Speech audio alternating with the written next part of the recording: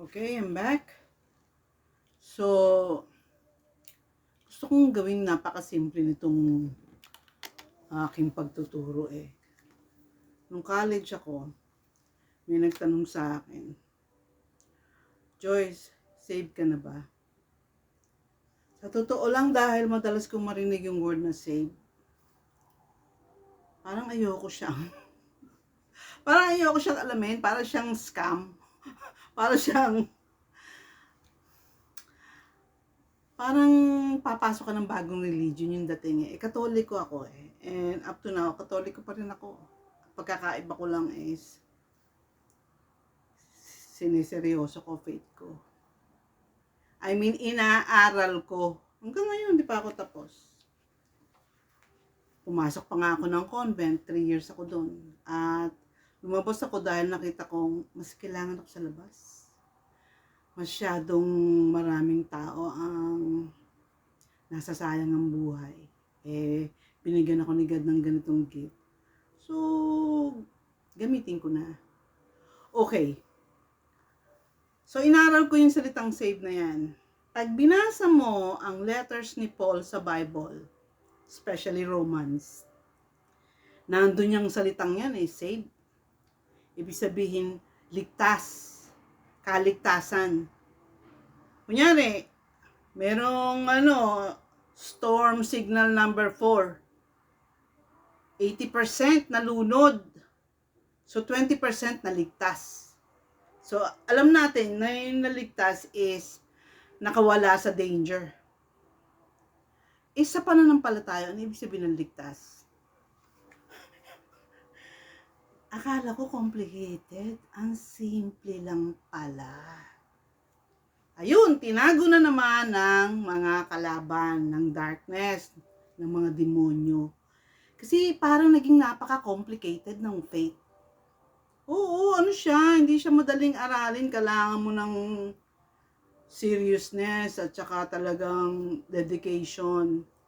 Pero hindi siya imposibleng matutunan. Kahit 8 years old, makikita mo pag nakuha na, nagiging banal So, lahat ng pinanganak sa mundong ito, except for 2 people, ay may original sin because of Adam and Eve. Yung Adam and Eve story, ayoko na ipaliwanag yan ha. Kung ipapaliwanag ko yan, hindi ngayon.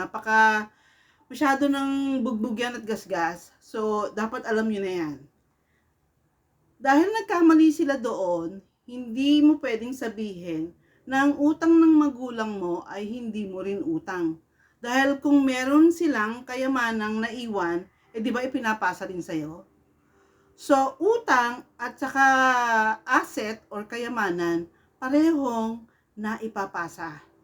So, naipasa sa atin ang sumpa na ang tawag ay original sin. Lahat ng may original sin, meron silang tatak.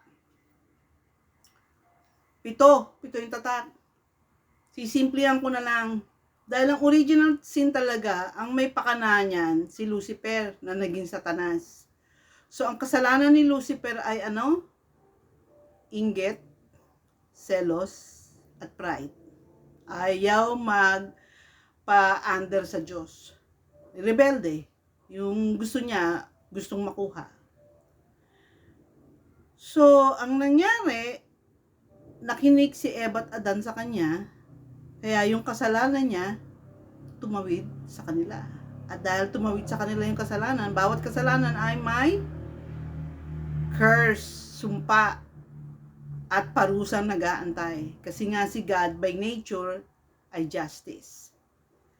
So lahat ng mamamatay na hindi nagrepent, yung hindi sumuko sa Diyos, hindi naalis yung original sin, sa baba ang punta.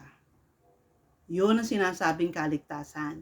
Na kung hindi ka mapupunta sa baba, naalis ang original sin mo through your repentance, ligtas ka. At napakahalaga nun. Dahil ang kaligtasan pinag-uusapan dito ay eternal. Di ba? Wala siyang sukat. Ibig sabihin, pag tumigil ang time, eternity na. Ang eternity is present that doesn't stop.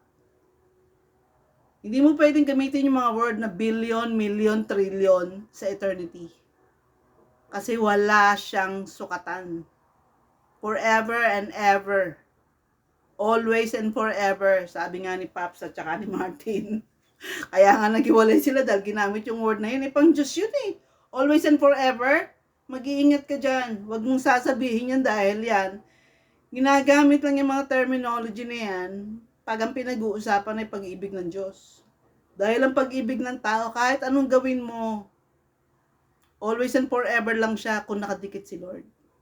Kunyari, minamahal ko kayo dahil pinasok ni God yung pagmamahal na yon. Itong Facebook na to, wala akong inaasahang pera dito dahil sabi nga nila, kikita ka sa Reels. Ang Reels ay 90 seconds? Ito ay, ito ay what? 90 minutes? Disqualified na ako. Wala akong pakialam. Ang importante sa akin, maligtas kayo. Ang dali lang maalis ng original sin. Madaling mahirap. Kasi yun na lang inggit, ang hirap matanggal nun. Kailangan mo ng dugo ni Kristo. Yan, nalito na naman kayo dahil ginamit yung dugo. Kung hindi namatay si Kristo, walang sagot sa original sin. Hindi nga. Walang solusyon. Kumbaga sa mantsa, wala kang sabon, kahit anong gawin mo, kung wala kang sabon, wala kang toothpaste, wala kang detergent, yun ang ginawa ng dugo ni Kristo. Siya ang pang-alis ng original sin. Natatanggal yung seal. Napapalitan yung balot mo, nagkakaroon ka ng bagong nature. Okay? Yan muna tayo at maingay yung aso ko.